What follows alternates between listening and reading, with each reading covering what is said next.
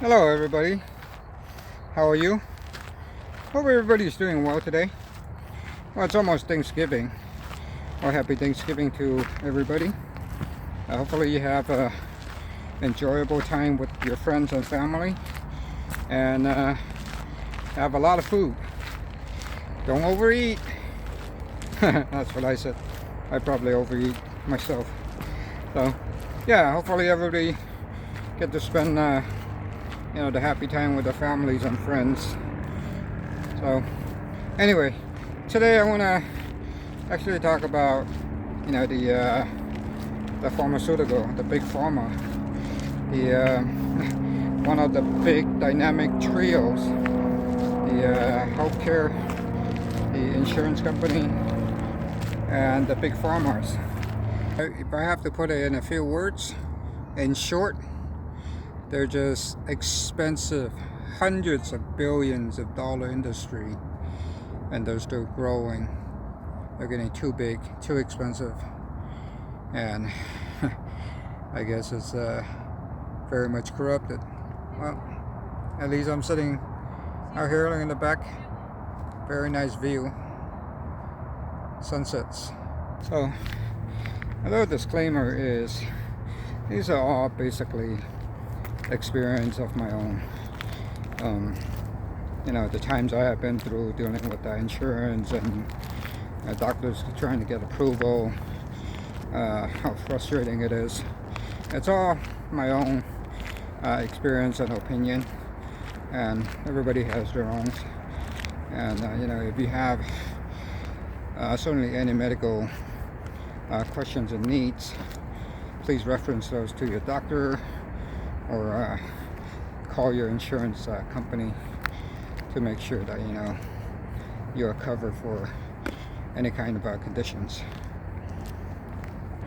A lot of people cannot afford to take the right medication, and in return a lot of people have to end up taking something else that doesn't really treat their conditions.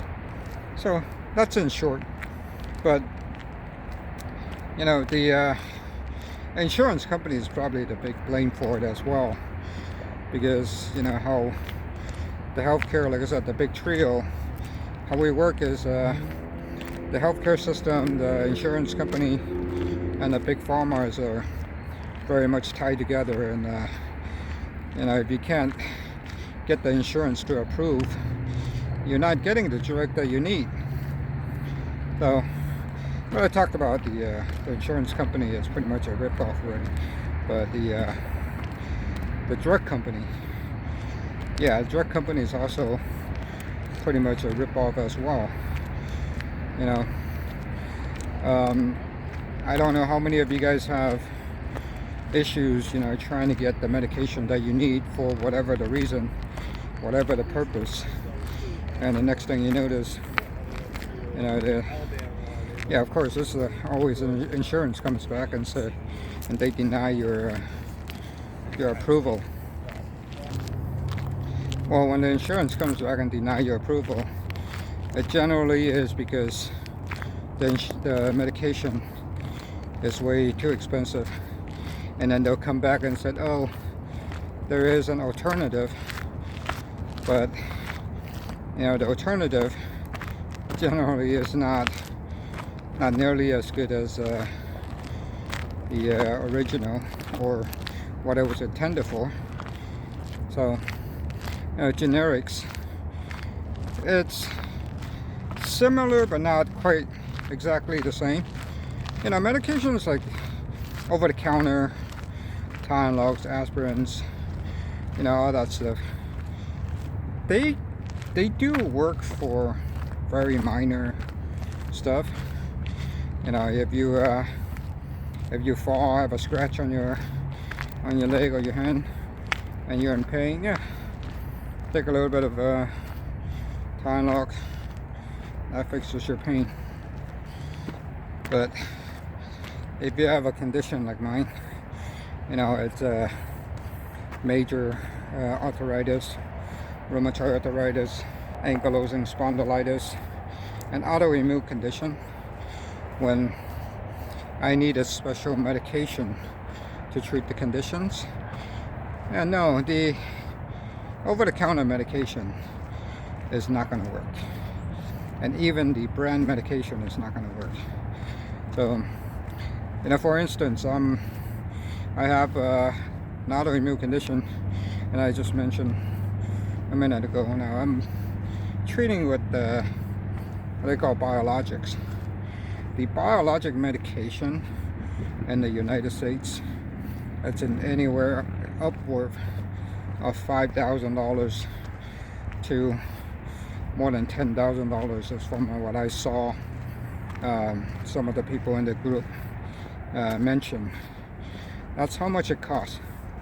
It's ridiculous. I mean, who in the world can afford these medications at that cost? And not to mention, the problem with many of the conditions, people who have chronic conditions, because many of these conditions are actually very disabling conditions. And when we have these conditions, we can hardly even keep our jobs. And if we're lucky, we have a job. For some of them, I actually end up, I have to quit my job just because I can't even get out of bed to go to work. So yeah, how do you maintain a job to pay for these medication? Not to mention the medication itself, it costs more than my monthly salary. That's how much that's one of this medication is charged. That's for 1 month dose in the United States. Now I don't know how much it is in countries like Canada, Europe, and Australia. It's probably cheaper, but it's probably not going to be a whole lot cheaper. Well, actually, I could be wrong. It could be a bit cheaper. I know, medications in the United States can cost at least 3 times as much as what's in Canada, just because the insurance company and our government let them charge that much.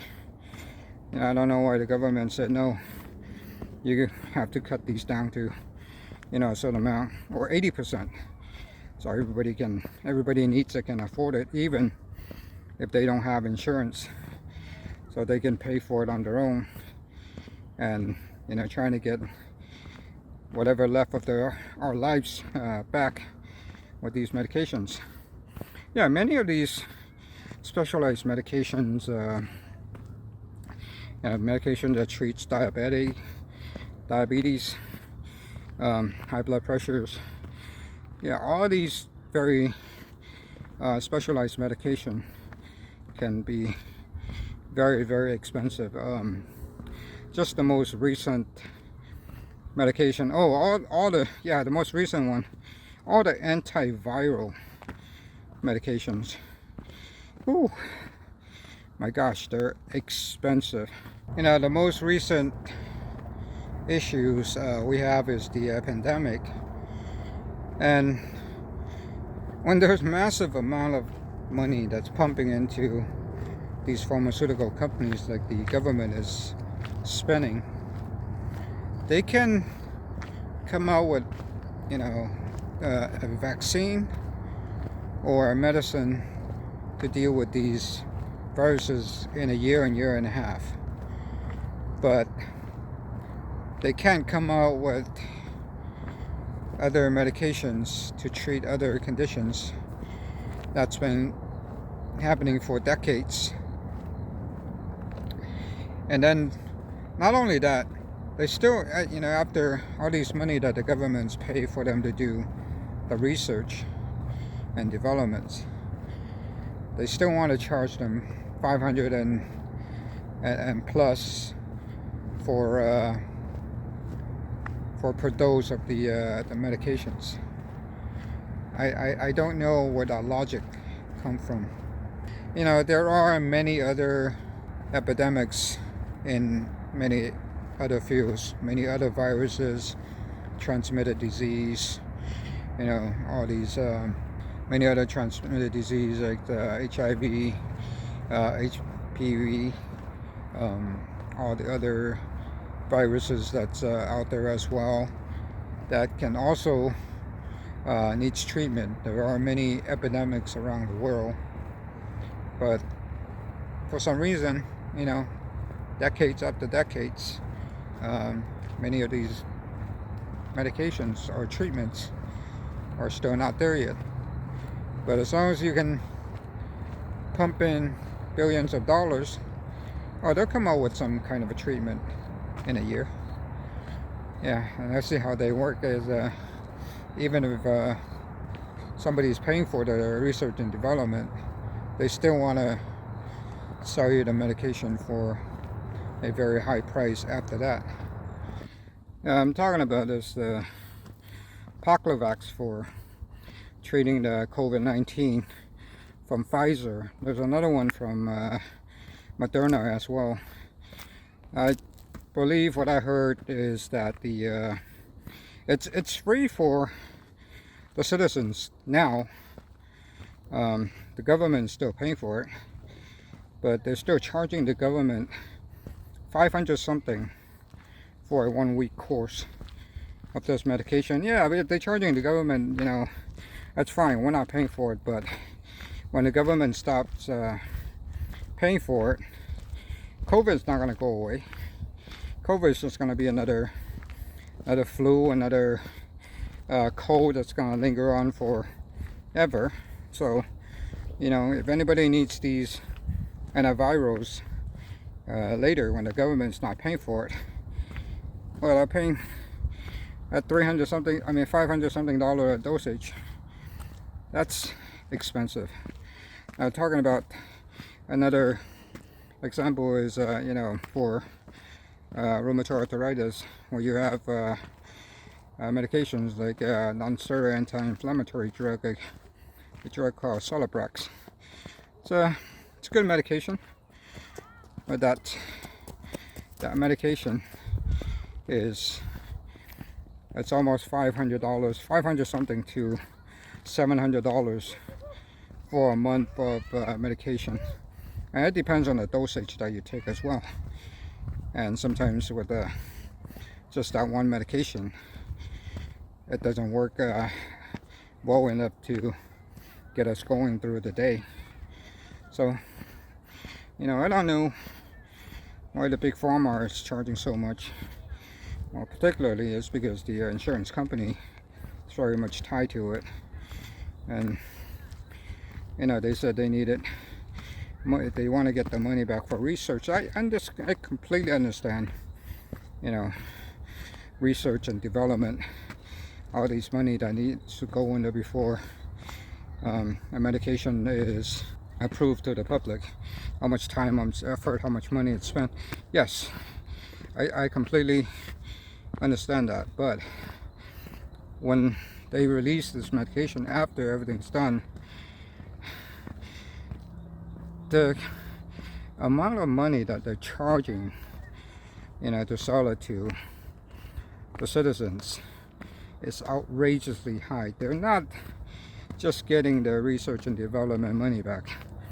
They're getting 10 times, 20 times, or 100 times as much money back as they spend on developing these medication. That's ridiculous. I mean, you get those money back, yeah, maybe a few times more. You got to keep up, you know, with the company, and you got to pay the investors. Oh yeah, talk about investors. I saw these movie or documentary talking about, you know, how the pharmaceutical company investors don't really care, you know, how good the medications are, how well the medication treats the person. All they really care about is, you know, the returns. I guess they not only have to answer, you know, to the government, they have to answer to the investors, and the only people that are suffering is us. But they're talking about research and development. There are certain aspects that they're not moving fast enough. Autoimmune conditions like what I have, after 10, 15, 20 years, then they come out and say we're successfully research and develop a certain medication for a certain thing. That's just one medication. So yeah, I hope that they can move a lot faster. I know there's a lot of medical conditions out there, and there's a lot of pharmaceutical companies out there, so hopefully they can move a little bit faster, get more advancement, and mainly charge less, so we don't suffer. I know many people probably have been in the same shoes as I am. I had been denied many times for the biologic medications. My doctor has pushed for it many times, and then you have to submit documents after documents.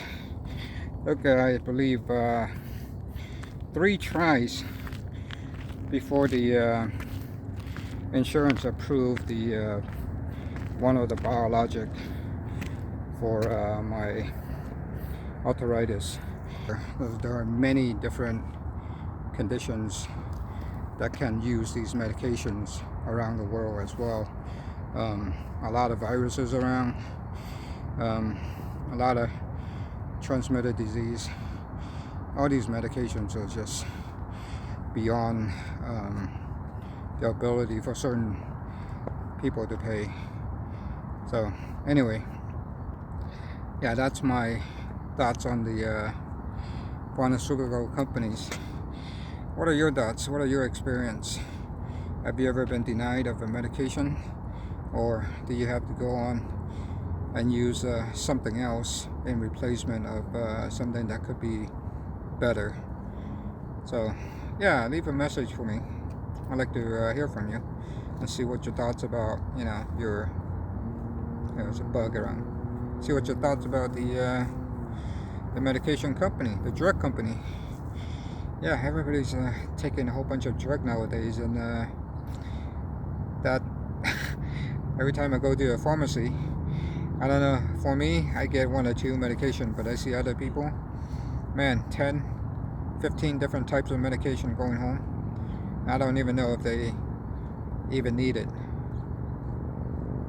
But luckily, probably they don't have to pay for it, but if they did, it is very expensive. So thank you for watching. I hope you all have a great Thanksgiving. Yeah, let me know what's your opinion, and what is the bad effects that you have to deal with the pharmaceutical company, and what do you think about them? How they are making billions, and here we sit here and we cannot get the medication, or cannot afford the medication that we need for the treatment. So hopefully everybody's doing well. Again, enjoy your Thanksgiving. If you like my video, please give me a like. Please subscribe. I have more videos coming out later on. Enjoy your Thanksgiving. Thank you so much. Have a nice day. Bye bye.